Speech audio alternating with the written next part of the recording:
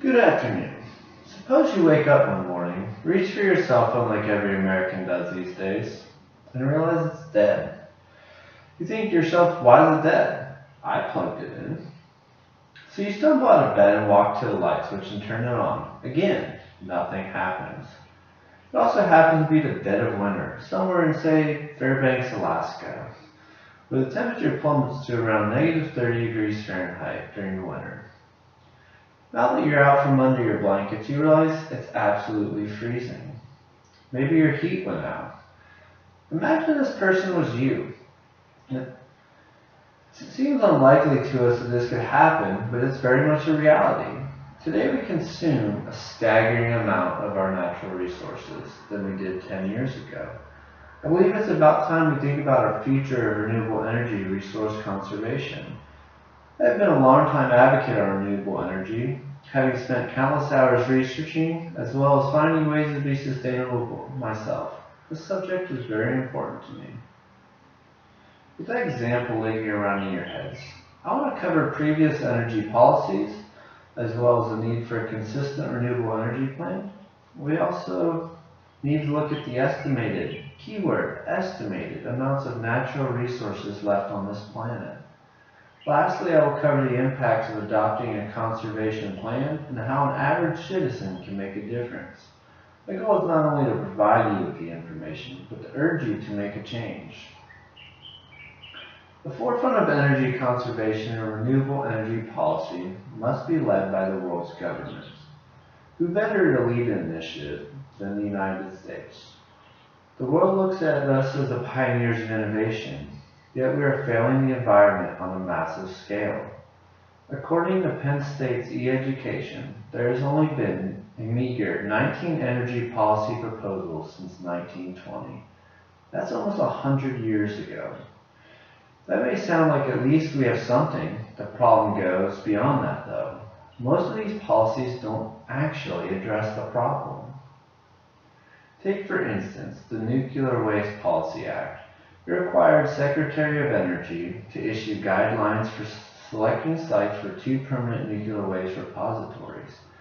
Required the President to review recommendations and submit to Congress his selection for the first site by March 31st, 1987, and for the second site by March 31st, 1990.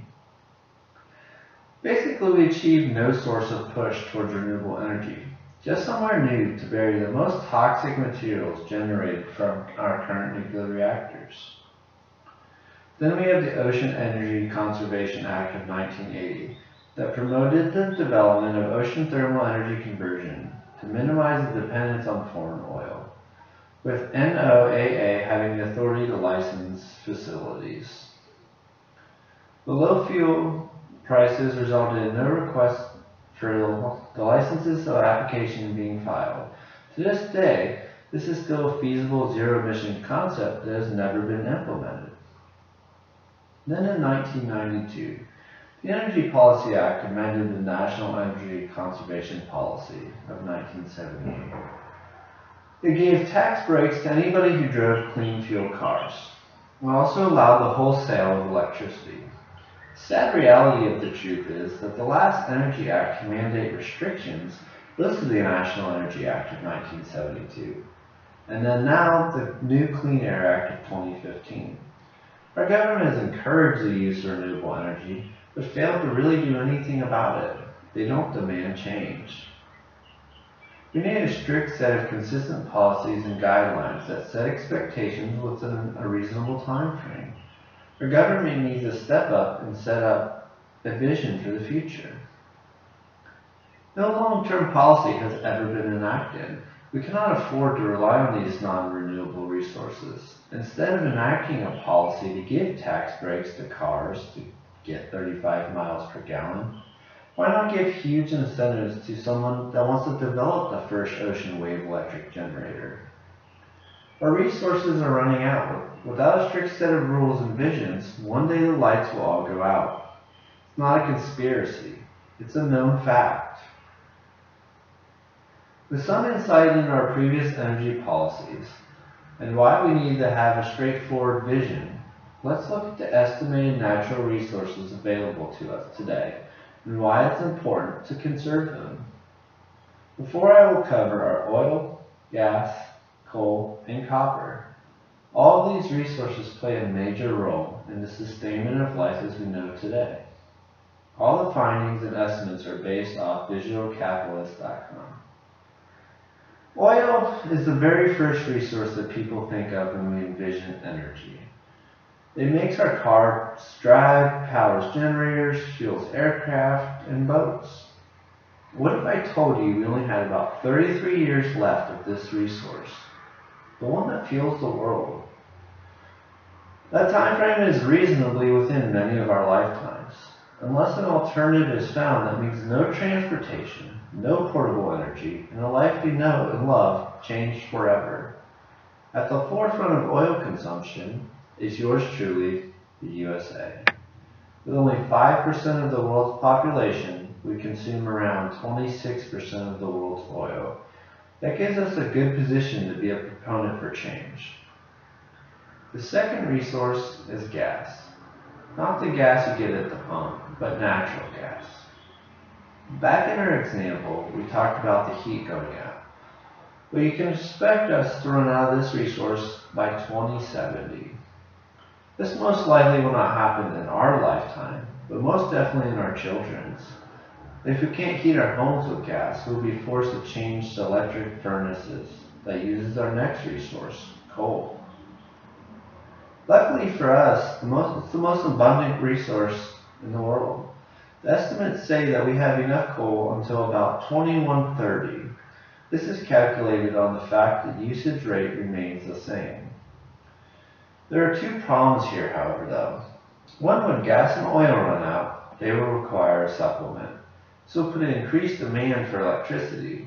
This demand will drastically change the numbers from this valuable resource.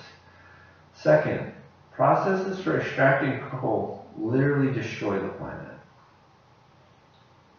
Our last resource is copper. Thankfully, every little bit of copper extracted from the ground is 100% reusable. The problem is, there's really not that much of it. It is expected by 2048, all the copper will be used up. Not gone, but in use. This proposes a big problem because almost every electronic device, as well as power wires, use this resource to provide energy to their user. I touched briefly on the different materials, but the biggest point is that these are all based on current day usage, and expected growth requiring these scarce resources. Enacting a plan to conserve and find alternative power sources, we can greatly extend the lifespan of these materials. We need to urge governments around the world to realize the impact that we face. Without having a cohesive plan to strive for renewable energy and conservation efforts, the saddest truth is that renewable energy will require the use of natural resources to produce. It's not a guaranteed survival of the planet, but it drastically extends the inevitable. New energy policies need to be implemented before it's too late. We don't have to rely on the political aspect of it, though, to make a difference. Every citizen can make a difference. Recycling is one of the best ways. It has been around for ages, but is not universal. Some countries, like Japan, mandate that their people recycle. Other ways involve carpooling, the use of public transportation. You can also turn your thermostat down in your home. The biggest impact can be by advocating for change. Today we talked about the raw reality of our need for renewable energy. We covered why we need a consistent energy policy and how the United States has made meager efforts at best to address this problem. We also covered the ever-dwindling natural resources, to include oil, gas, coal, and copper, and their expected lifetime. Lastly, we talked about what impacts adopting a policy can make and how every citizen can make a difference. The fact is, like I have said time and time again, we will run out. What happens when the time comes is up to us. Do we strive to make change, or do we leave our children to a world we cannot sustain? Choice is yours. Thank you.